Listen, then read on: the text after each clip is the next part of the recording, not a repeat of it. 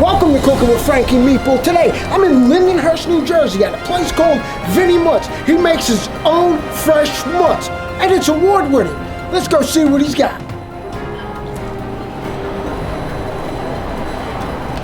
Hey, I'm Kevin. And I'm Johnny E. from Philly Rock Radio. You're about to get cooking with Frankie Meatball.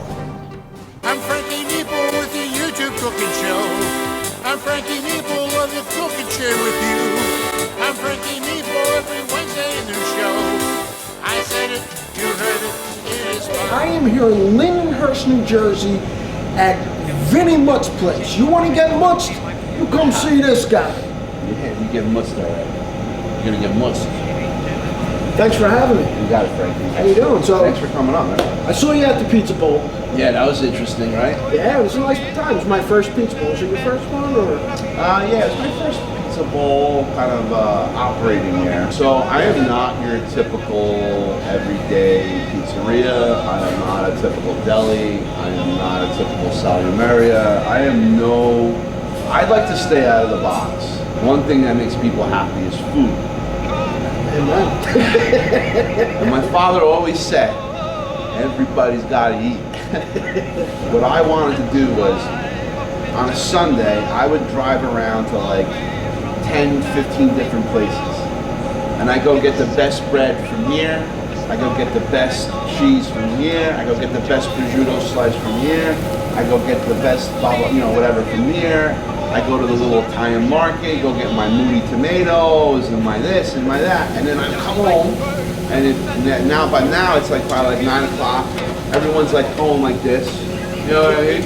Meanwhile, I've been ready to go. Oh yeah, I'm ready to go. I've been out for 2 hours already, you know what I mean? I've had probably like 4 espressos, who knows how many Anisecs, you know what I mean? And I'm coming home, and now I'm starting to cook, and I give my family all those. Everything I grew up eating as a child, all those memories of like my mother cooking and my aunts and my uncles, and I tried to put that all together and give it to my family. Because my kids didn't cherish it, right? My kids didn't have a chance to see that, right? Again, your kids are a reflection of you, right? So my kids didn't get that chance. That's what I would do. I would go around and go get all this stuff and bring it. And that's what I'm trying to replicate here. You want an experience? You want to have a ride to this lane of highway that you will never experience again in your life unless you come back here. This is where it's at. So when you come here and you say you're hungry, all that clicks in my mind is my mother. Right? And my mother, my friends would come over to my house, right? You remember your friends coming to your house? And they'd be like, I'm hungry, right? And they start opening like the cupboards and the refrigerator, and the Oreos come out, the chips come out, right? Not in my house. Not in my house. There wasn't even a takeout menu in the drawer. My mission in life was to always mentor the youth. I always wanted to mentor the youth.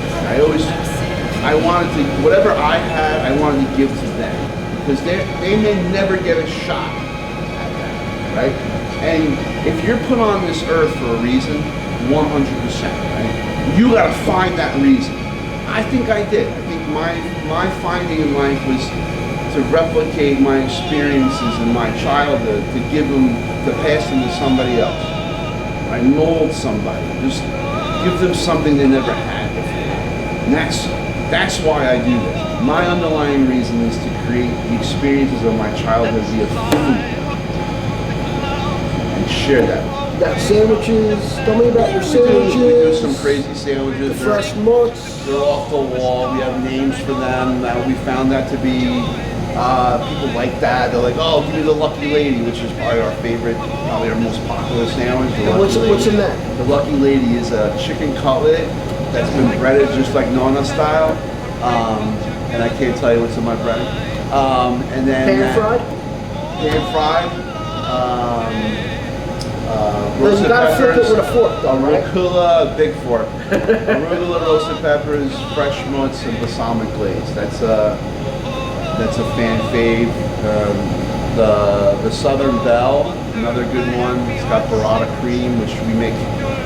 So that it's funny. It's like if you look at how like I learned how to make mozzarella, it was in Italy at like 12 years old. And the way I learned was by them giving me mozzarella and saying shred it. Like, if you're gonna start eating all the cheese here, they're like, we're gonna put you to work. So take the munch and start shredding it. And I'm like, why am I doing this? So I shred and I go, 3 for them, 1 for me, right? And I spend a lot of time at the lecherias, but we name sandwiches after like family members. The Frank, and Uncle Phil. And Uncle Phil is steak pizzaiola. I mean, Now, is that what he liked? He loved Uncle Frank. Uncle Phil loves meatballs and steak, so like we just did a steak sandwich after him. And then Frank is funny. Frank is actually named after my friend Nick, who we call Frank because him and I will go back and forth reciting Tony Scarface lines from the movie. Tony Montana. So Tony Montana, I'm Tony, he's Frank. I said, Frank, you're the boss, Frank. We make our own roast beef, we make our own porchetta, prosciutto di Parma is imported, the super sod, the calabrese, the provolones, and listen, and we have bologna. Why do we have bologna? Now, I have turkey and I have bologna. It's probably the two I'm adding on, cheeses that we have, but my mother-in-law likes bologna. And I love my mother-in-law. She's all like, my mother passed 16 years ago, and she replaced her for me. So if she wants bologna, she gets bologna.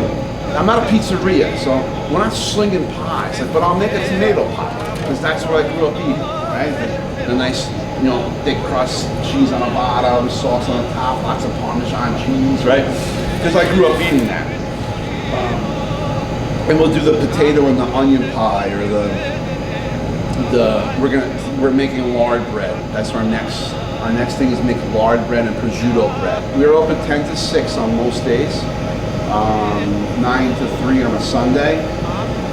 But we do these Mootz parties where they're like classes, and you come and bring your family, your friends, you hang out, you dine with us. We make Mootz together. It's actually really cool, so it brings the family together. That's really what it's all about. I teach you how to stretch some curds. It's very nonchalant, easy, I don't give you all my secrets. And how long have you actually been in business here in So we made mozzarella in 2019. I won the Hoboken Mootz Fest. So basically, there's the Hoboken Mootz Fest. There's like the 5 delis that do the traditional contest, and then there's like a homemade contest. I won the homemade contest like 3 years in a row. Nice. Yeah, and then they didn't want me to come back, and I was like, no. I want my title. I don't care if I lose, but I want to be there for that, They didn't want you to defend the title? No. There was some kind of like, it was like, if you win, thank you very much, can't come back kind of thing. And Teresa Howard's her name, by the way, if she ever watches this, I love her to death. She's so good to me. We'll be in the Hoboken Mootz Fest. We're actually the deli part of we're in the contest this year, like the real contest. And when is that contest? April 30th. Mark your calendars, April 30th. April 30th. Where's that at? In Hoboken? Yeah. Of course. It's gonna be Hoboken. If it wasn't for that whole thing, I wouldn't be here. When I tell you I've gone against cheese companies, other delis, other people from homemade mozzarella. It could be anybody. I mean, I went against some really big people. I was like, I want to come back, and she goes, no.